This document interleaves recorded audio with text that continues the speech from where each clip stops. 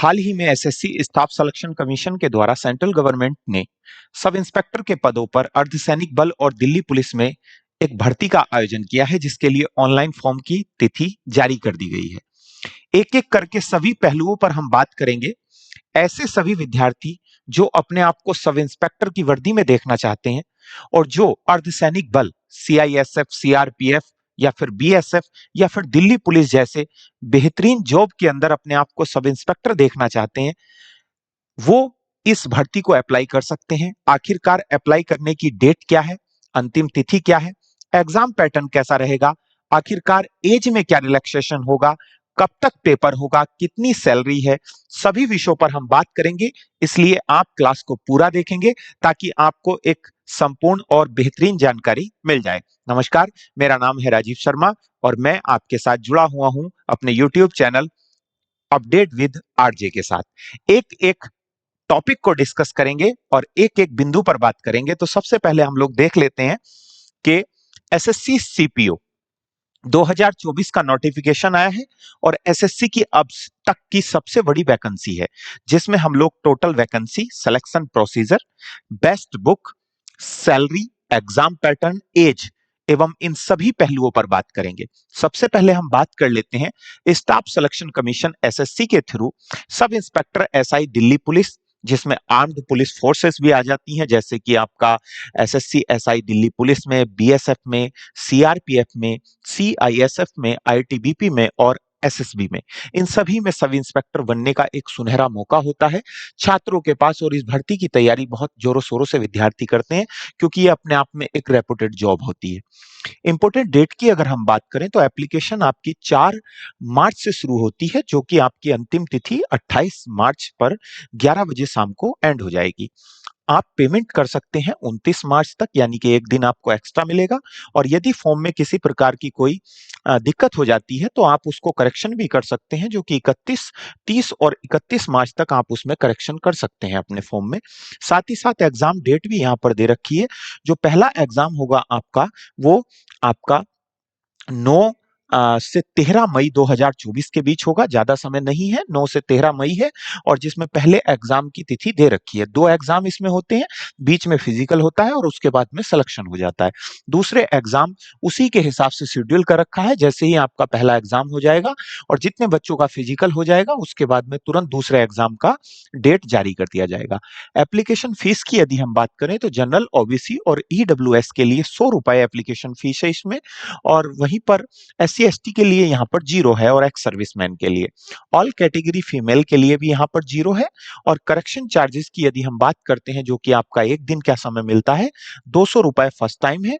और अगर second time कोई करेक्शन आप करते हैं, इसमें 2 मौके दे रहे हैं, तो आपको 500 रुपए सेकंड टाइम करेक्शन करने के चार्जेस किए जाएंगे। साथ ही पे एग्जामिनेशन फीस डेबिट कार्ड और नेट बैंकिंग के माध्यम से आप इस फॉर्म की फीस को पे कर सकते हैं। एज लिमिट की यदि मैं बात करूं तो 1/8/2024, ठीक है।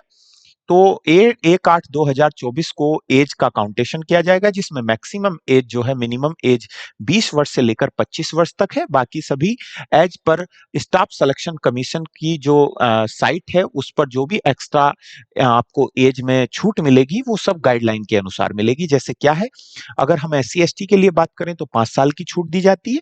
और वहीं ओबीसी के लिए बात करें तो 3 साल की छूट दी जाती है। बाकी इसमें एक्स सर्विसमैन और अदर जो कुछ हैंडीकैप्ड वगैरह होते हैं, उनके लिए अलग से प्रावधान किया जाता है, अलग छूट का। नेक्स्ट बात करते हैं वैकेंसी डिटेल्स। जो है वो 4187 पदों पर सब इंस्पेक्टर के पदों की भर्ती है, जो कि अब तक की एक भारी भरकम संख्या की भर्ती है। क्योंकि पिछले रिकॉर्ड की यदि हम बात करें तो 2021 में 1564 पदों पर यह भर्ती हुई थी। 2022 में 4300 पदों पर भर्ती हुई थी। काफी संख्या में एसआई बनाए गए थे। 2023 में 1776 और 2024 में 4187, जो कि आपके सामने है। अगर हम फोर्सेस की बात करें तो दिल्ली पुलिस में मेल और फीमेल के लिए आप देख सकते हैं, इसमें जनरल कैटेगरी है, ईडब्ल्यूएस है, ओबीसी है, एससी है, एसटी है और टोटल पोस्ट है। अगर मेल की बात करें दिल्ली पुलिस में 125 पोस्ट टोटल मेल के लिए है और फीमेल के लिए 61 है। इसी प्रकार से यहाँ पर बीएसएफ के लिए भी 847 पोस्ट है। और इसमें सबसे ज्यादा जो अच्छी पोस्ट मानी जाती जाती है वो सीआईएसएफ मानी जाती है, क्योंकि प्रेफरेंस जो दिया जाता है वो ज्यादातर विद्यार्थी सीआईएसएफ को देते हैं, क्योंकि ये अपने आप में एक वीआईपी फोर्सेस के अंतर्गत इसको रखा जाता है।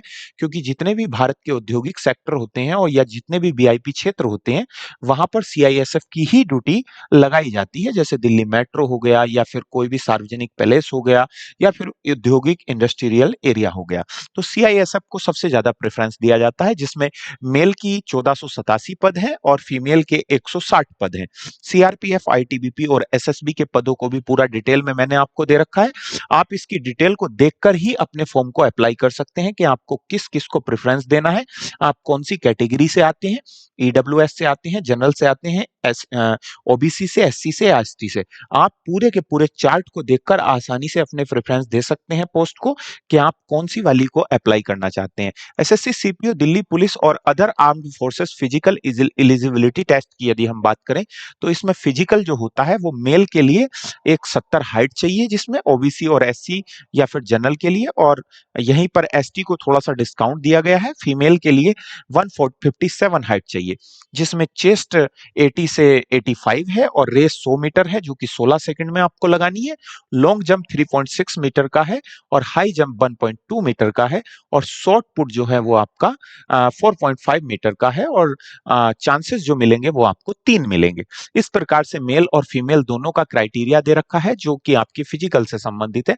अब हम लोग बात कर लेते हैं एग्जाम पैटर्न की, यानी कि एग्जामिनेशन कितने चरण में इसके एग्जाम होते हैं। तो इसमें 2 एग्जाम होते हैं। इन दोनों के बीच में पहला एग्जाम पास करने के बाद में जो है फिजिकल होता है।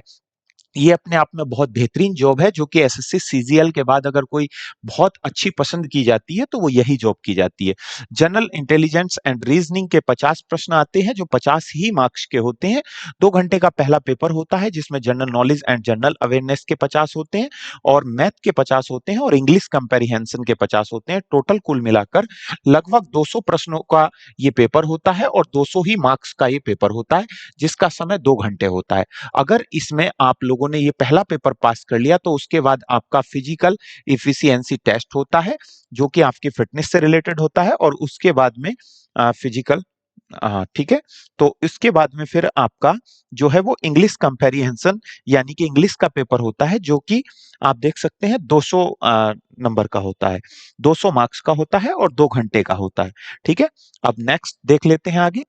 There will be negative marking, जो है निगेटिव मार्किंग आपकी कितनी है, 0.25 है। 1/4 की निगेटिव मार्किंग है। इसमें यह ध्यान रखना, अगर आप एनसीसी का सी सर्टिफिकेट रखते हैं तो 10 मार्क्स आपको 5% मैक्सिमम मार्क्स मिल जाएंगे, 10 मार्क का डिस्काउंट। बी सर्टिफिकेट पर 6 मार्क्स का, और ए सर्टिफिकेट पर 4 मार्क्स का आपको डिस्काउंट मिलता है। इसमें एनसीसी वालों को थोड़ा सा बेनिफिट हो जाता है। नेक्स्ट बात कर लेते हैं फिजिकल इंड्योरेंस, यानी कि पीईटी, जो कि सेकंड नंबर का टेस्ट है आपका पहला पेपर पास करने के बाद। इसमें 100 मीटर की रेस 16 सेकंड है, 1.6 किलोमीटर की रेस 6.5 मिनट में है, 1600 मीटर। लॉन्ग जंप इसमें 3.65 मीटर का है, और 3 चांसेस मिलेंगे, और हाई जंप आपका 1.2 मीटर का है, इसमें भी 3 चांसेस मिलेंगे। ये आपका फिजिकल से संबंधित है। और फीमेल के लिए यदि हम बात करें तो 100 मीटर की रेस 18 सेकंड में है, 800 मीटर की रेस जो है इसमें वो 4 मिनट में है, और लॉन्ग जंप 2.7 मीटर का है, वो 3 चांसेस इनको मिलते हैं। 0.9 मीटर का हाई जंप है, जिसमें 3 चांसेस मिलते हैं। तो इस प्रकार से अगर आप इसके लिए पढ़ना चाहते हैं तो आप इसमें मैथ की जो बुक है वो एस चंद की बुक पढ़ सकते हैं। साथ ही अगर रीजनिंग की बात करें तो मास्टर रीजनिंग से बेस्ट कोई रीजनिंग नहीं है। और साथ ही अगर हम इंग्लिश की बात करें तो अरिहंत की आप इंग्लिश ग्रामर इसमें पढ़ सकते हैं।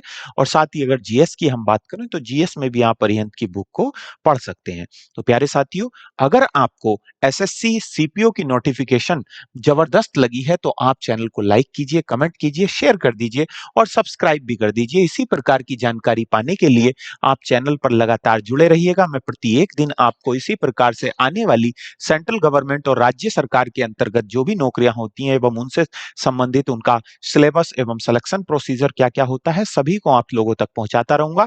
धन्यवाद, नमस्कार, मिलते हैं नेक्स्ट वीडियो में नई जानकारी के साथ। जय हिंद।